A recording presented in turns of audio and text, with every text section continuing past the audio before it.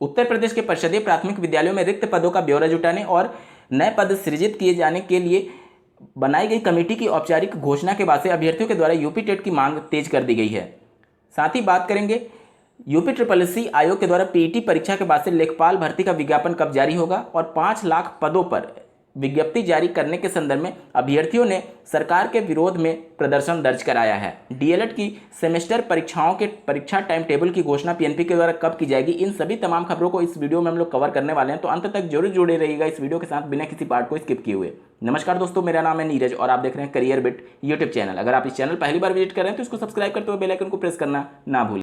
प्रदेश सरकार के द्वारा ट्वीट करके ये जानकारी दी गई कि स्कूल चलो अभियान के अंतर्गत 4 वर्षों में 4 करोड़ 80 लाख से अधिक बच्चों का नामांकन किया गया है। लंबे समय से शिक्षक भर्ती का वेट करने वाले अभ्यर्थियों के मन में इसको लेकर के अब उत्सुकता जाग गई है कि 4 करोड़ 80 लाख नए बच्चों को पढ़ाने के लिए शिक्षकों को हायर करना पड़ेगा। मतलब अगर 30 बच्चों पर एक शिक्षक की आवश्यकता होती है तो उस हिसाब से 4 करोड़ 80 लाख में अगर 30 से भाग देंगे तो 16 लाख शिक्षकों की कमी महसूस हो रही है। तो क्या 16 लाख शिक्षकों के पद आएंगे? क्योंकि जो कमेटी बनाई गई है उसका काम ही यही है कि कितने पद खाली हैं। लेकिन दोस्तों ऐसा नहीं है।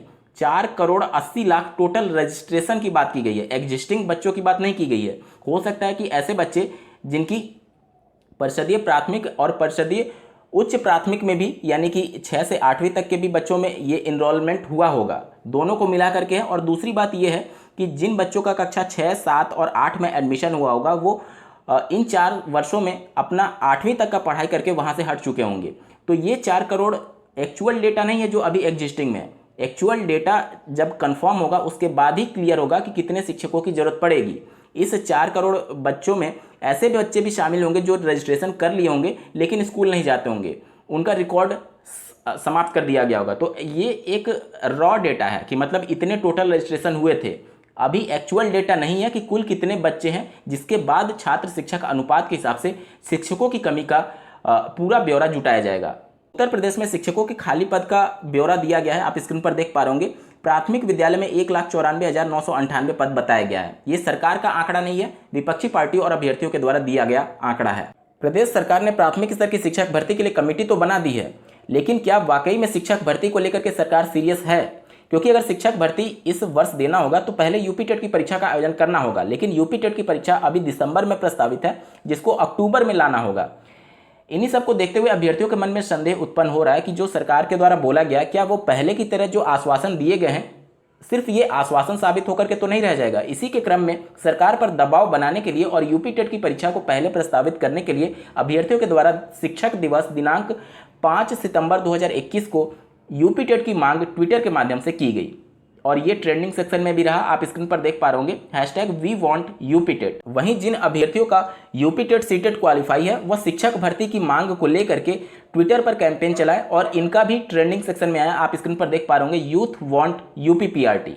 साथ ही डीएलएड बीएड कंप्लीट कर चुके अभ्यर्थी सीटेट टेट क्वालिफाई अभ्यर्थियों ने एक कैंडल मार्च निकाल करके सरकार के प्रति विरोध दर्ज कराया कि जब आंकड़े आपके पास प्रस्तुत हैं 51,112 पद खाली होने के और 23,000 पद 68,000 से रिक्त होने के, तो इन दोनों को जोड़ करके 75,000 पदों पर शिक्षक भर्ती का विज्ञापन तुरंत जारी प्रदेश सरकार कर सकती थी। लेकिन कमेटी बना करके जानबूझ करके इन सभी चीज़ों को उलझाया जा रहा है। इसके क्रम में उनके द्वारा विरोध प्रदर्शन के वीडियो क्लिप को देखिए। न सिर्फ शिक्षक भर्ती की मांग करने वाले अभ्यर्थी बल्कि उत्तर प्रदेश में 5 लाख सरकारी विभागों में रिक्त पद बताए जाते हैं, उनको भरे जाने के क्रम में भी अभ्यर्थियों के द्वारा सरकार के प्रति विरोध प्रदर्शन दर्ज कराया गया है। आप वीडियो क्लिप देखिए। तानाशाही नहीं चलेगी, नहीं चलेगी, नहीं चलेगी। तानाशाही नहीं चलेगी, नहीं चलेगी, नहीं चलेगी। अभी तो लड़ाई है, इन सब के बीच अब आने वाले विधानसभा चुनाव को देखते हुए राजनीति भी पूरे चरम पर चल रही है। उत्तर प्रदेश के पूर्व मुख्यमंत्री जी के द्वारा ये ऐलान किया गया है कि सत्ता में आते ही पुरानी पेंशन को बहाल किया जाएगा। इस आर्टिकल में शिक्षकों से संबंधित बातें भी लिखी गई हैं जिसे आपको जानना बेहद जरूरी है। स्क्रीन पर आप देख पा रहे होंगे, प्रदेश में समाजवादी पार्टी की सरकार बनने पर 1,58,000 शिक्षा मित्रों को समायोजित करने के साथ ही पुरानी पेंशन बहाल किया जाएगा। मतलब फिर से जो पूर्व मुख्यमंत्री हैं जिनके द्वारा 2017 से पहले शिक्षा मित्रों को परमानेंट किया जा रहा था, उनका समायोजन कर करके वही प्रक्रिया फिर से प्रारंभ करके 1,58,000 शिक्षा मित्रों को सीधे परमानेंट करके उनको सहायक अध्यापक के पद पर तैनात किया जाएगा, ऐसा उनके द्वारा ऐलान किया गया है।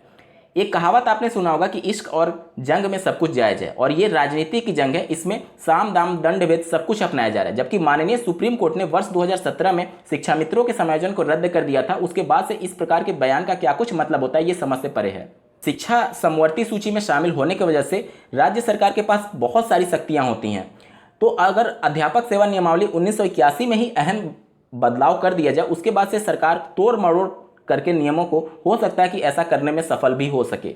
मात्र 3 महीने का वक्त बचा हुआ है आचार संहिता लगने में, और जिस प्रकार से उत्तर प्रदेश में वर्तमान सरकार का विरोध चल रहा है, चाहे आप किसान आंदोलन देख लीजिए या फिर शिक्षक भर्ती का आंदोलन देख लीजिए, मतलब युवाओं में जिस प्रकार से आक्रोश है, आम जनमानस में जिस प्रकार से आक्रोश है, अगर प्रदेश सरकार में सत्ता बदलती है तो निश्चित तौर पर जो सबसे बड़ी विपक्षी पार्टी है वो समाजवादी पार्टी ही है।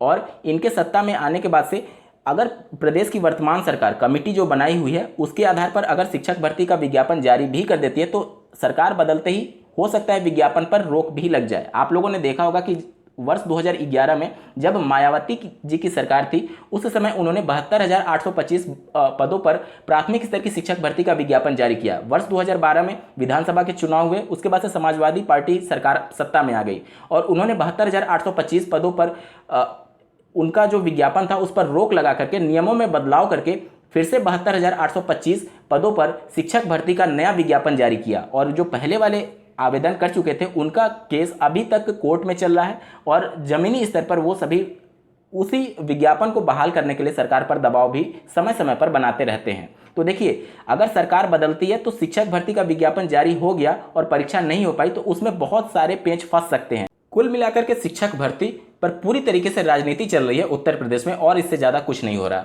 यूपी SSC आयोग के द्वारा पीईटी परीक्षा के रिजल्ट के तुरंत बाद लेखपाल भर्ती का विज्ञापन जारी कर दिया जाएगा। स्क्रीन पर आप एक न्यूज फ्लैश देख पा रहे होंगे। उत्तर प्रदेश अधीनस्थ सेवा चयन आयोग द्वारा जल्द ही प्रदेश में राजस्व लेखपाल के पदों पर भर्ती शुरू की जाएगी। लगभग 8 से 9 हज़ार पदों पर यह भर्ती प्रक्रिया स्टार्ट होने वाली है। डीएलएड की प्रथम सेमेस्टर से तृतीय सेमेस्टर की परीक्षाएं जो कि 12 से 20 सितंबर 2021 में प्रस्तावित है, उसके संदर्भ में अभी तक टाइम टेबल जारी नहीं किया गया है।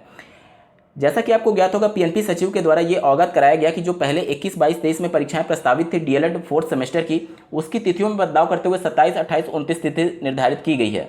तो अभ्यर्थियों के मन में डाउट है कि कहीं इसकी भी परीक्षा आगे पोस्टपोन तो नहीं होगी, क्योंकि अभी तक टाइम टेबल जारी नहीं हुआ है। तो आपका टाइम टेबल आज या फिर कल में हर हाल में पीएनपी के द्वारा जारी कर दिया जाएगा। आपकी परीक्षा तिथियों में कोई भी बदलाव नहीं किया गया है।